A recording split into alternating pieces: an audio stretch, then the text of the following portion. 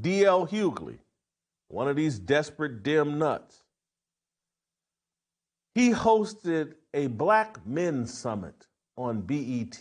BET stands for Black Entertainment Television, and it's a political organ and tool. And they had a Black Men's Summit where they only invited Black men who think one way. There's a Black Men's Summit of men who all think the same thing. And they call this is this bold conversation, and it's going to be all this debate. And it's a group of cowards who don't want to face any resistance, who don't want to engage with anybody that might argue the other side. It's a group of male feminists. It's a group of men who worship women. Listen to this clip of these guys talking about, it wasn't masculinity that got us here. It was your mama. It was your grandmama. You better thank and drop to your knees and thank these women for all that they did for you. This is a group of very secular people who don't understand who actually deserves all the glory. And it's God. But they think it's their mama and their grandmama to let them stay in their house until they was 25, 26 years old and treat them like their husband rather than their sons, ran their daddies out of the house. But play the clip. And I think we got to be honest in our own community about the reality of sexism and the role that patriarchy plays in our own community. Sure. I go to churches a lot, and there are people who will greet me and not greet my fiance, sure, who's standing right next to me. So there's a real conversation we need to have about what is going on inside of our communities and what we can do to make sure that we unlearn some of the behaviors that are really negative, right, and that are really harmful. What is also really important is that we do understand the facts. An overwhelming majority of Black men are voting for Vice President Kamala Harris to be President of the United States. Right? 80% of us. So, you know, the truth is, you got that one uncle that you need to talk to. Right. Yeah. But the majority of us, we good. Right. Like, we on the same page. And I will say this about Donald. In our country, our socialization has taught us to praise people with a lot of money. Yeah. Our socialization has taught us to praise people who are famous. Right. Our socialization has taught us to praise people who can get a lot of women and can say what they want and do what they want and have said, hey, that's the image of a real man. That's the image of a strong person. That's the image of a real leader who can just fire people at will. Now he's running for president. And a lot of people are like, wait, no, that's not it anymore. Right. But years of socialization have taught us that actually that is the image that America has put forward as the image of what you want to be, of the person that you want to lead. So it isn't just a Black issue. We got a nationwide issue about the perception of hypermasculinity masquerading as leadership, when in fact it was our mamas and our grandmamas and our great-grandmamas who got us here.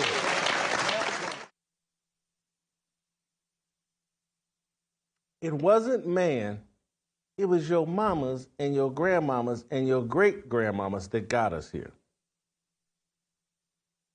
I think his last name's Pearson. He lives right here in Nashville. He's the guy that, you know, when they took over the local Senate floor here in Nashville, he's an actor, and he's a paid agitator. He's a communist. He's a leftist. He's a Marxist, fake afro. He's the political Colin Kaepernick.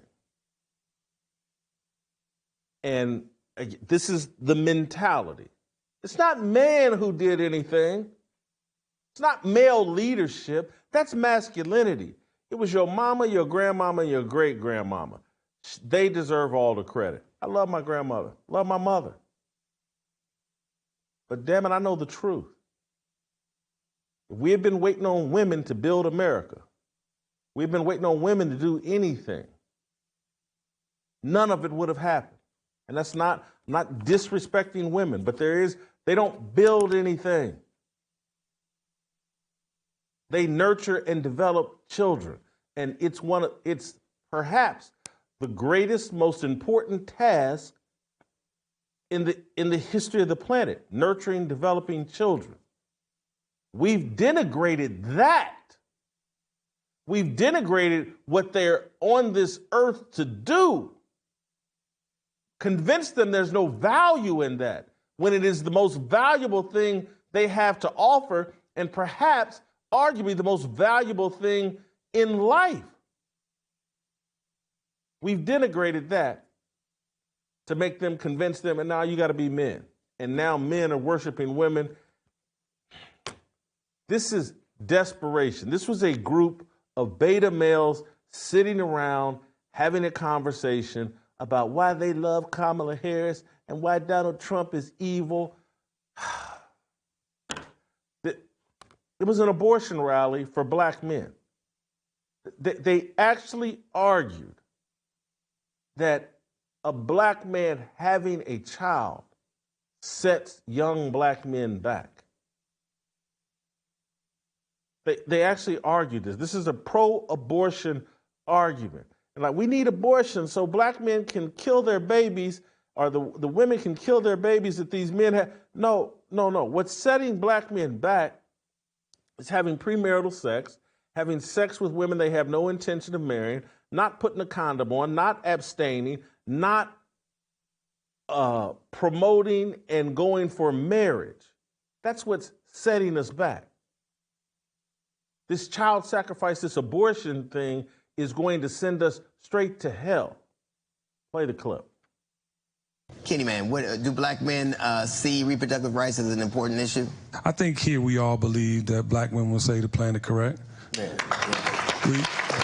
We also believe that, you know, at the end of the day, you know, we come from a black woman, they should have rights to their bodies.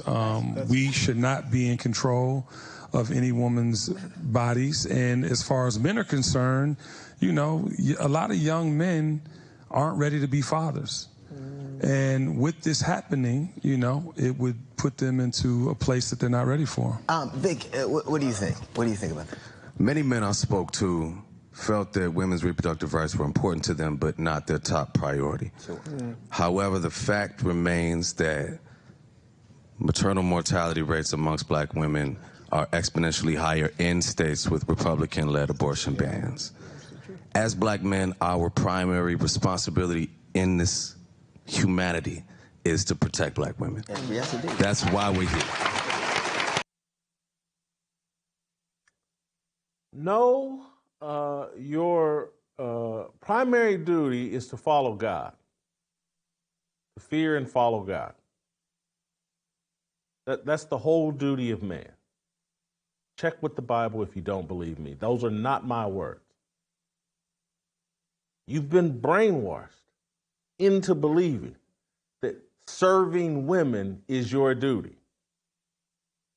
That's not, you're not a helpmeet. She is.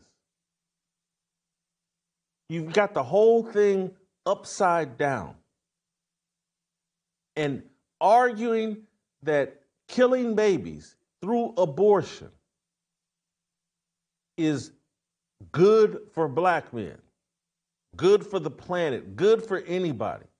You're so far removed from a biblical worldview, you're so far removed from God that you've become satanic. You've been given over to a reprobate mind. Period, end of story. This Black Men Summit was an embarrassment, but it was the rally that they held trying to prop up the Democrat Party. Hey, the Democrat Party, we're not losing black voters. Because I'm telling you, that's all this thing is about at this point. They want to post a number, they know they're going to lose the election, and they want to be able to say that black people didn't abandon the Democrat Party, so they can then argue that, nope, this is proof black people voted for Democrats and Trump won, therefore America is racist. That's all they have at this point. This is a total collapse of the Democrat Party. They're trying to avoid it by sucking black men into supporting the Democrats. And so they don't want the narrative to be like, it's so bad, even black people left the Democrat Party. They want the narrative to be that black people and all voted for Democrats. White people voted for Donald Trump. America is racist. It's systemic racism. This is what did Van Jones, blacklash from Kamala Harris, who's not black. And, so they did their little abortion rally, and then finally they kept up the whole Black Lives Matter. Oh, my God, we're just not safe. Oh, the police, every time we get pulled over, they just try to lynch and kill us. Oh, we just so worried about being safe. Crips and Bloods, they're our best friends. Gangster disciples, vice lords, oh, they're our best friends. These Negroes that kill us, oh, they love us. It's the police that twice a year they kill one of us. And oh my God, at that rate, at 2 killings per year, don't you know in 2 billion years we'll be eliminated from the planet? It's genocide. They're killing us 20 times a year, and they're gonna wipe us all out. Play the clip.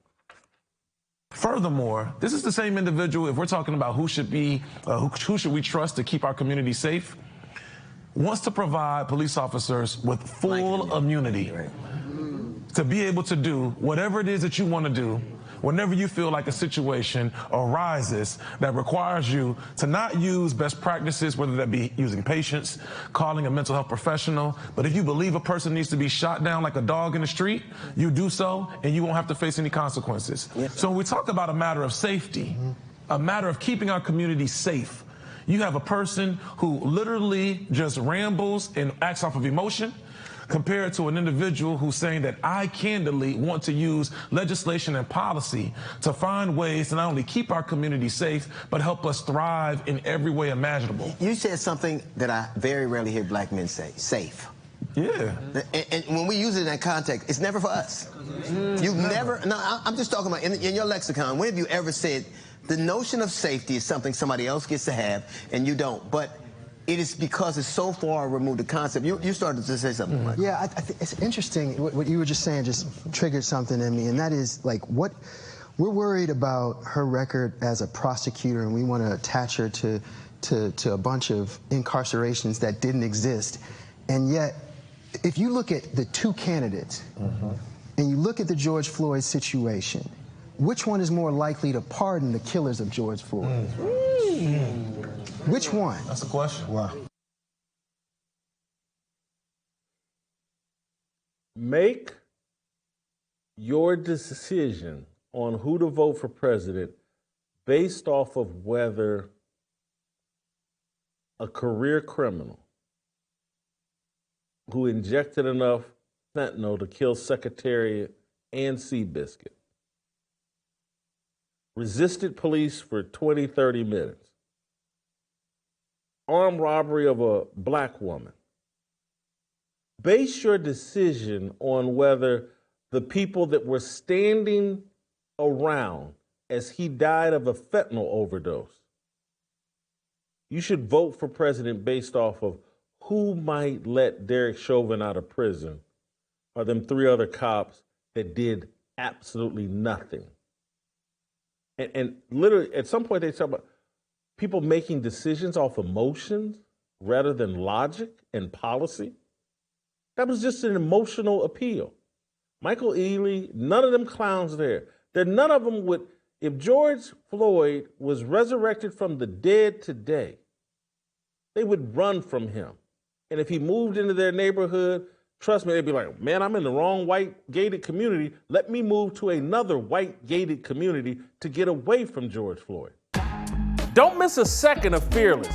Hit that like button and subscribe to keep up with our latest content.